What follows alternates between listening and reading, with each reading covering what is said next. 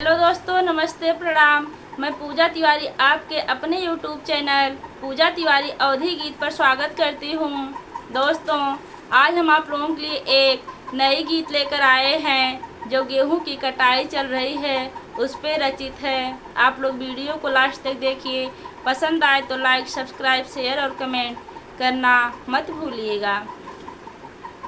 गेहूं के लागल कटनिया, गेहूं के लागल कटनिया, सजन रेलगड़िया से आई जा। गेहूं के लागल कटनिया, सजन रेलगड़िया से आई जा।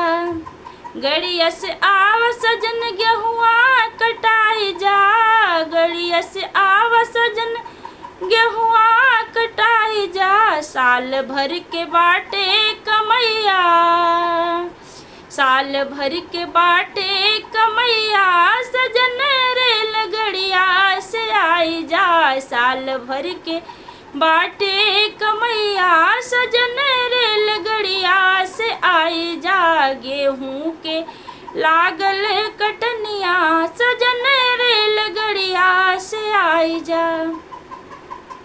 देखा पड़ोसन के सारा काम होई गे। देखा पड़ोसन के सारा काम होई गे। गेहूं कटाए उनके भूसा में धई गे।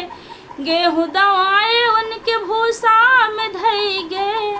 अपन बदे करा कुछ उपाया, अपन बदे करा कुछ उपाया, सजन रेलगड़िया से आई जा।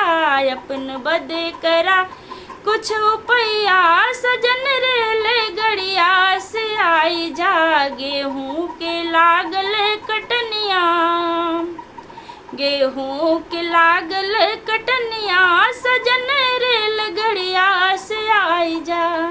क्षण भर में कबो जो आंधी पानी आ जाए। क्षण भर में कबो जो आंधी पानी आ जाए। 6 महीना के मेहनत माटी में मिला जाए। 6 महीना के मेहनत माटी में मिला जाए। देर ना करा मोर सैया, देर ना करा मोर सैया, सजन रेलगड़िया से आई जा। देर ना करा मोर सैया, सजन रेलगड़िया से आई जा। गेहूं के लागल कटनिया, गेहूं के लागल कटनिया, सजन रेलगड़िया से आई जा। देर जो करबा तो सजन नाही अइबा। देर जो करबा तो सजन नाही अइबा। सच कहतानी बहुत पछतइबा। सच कहतानी बहुत पछतइबा।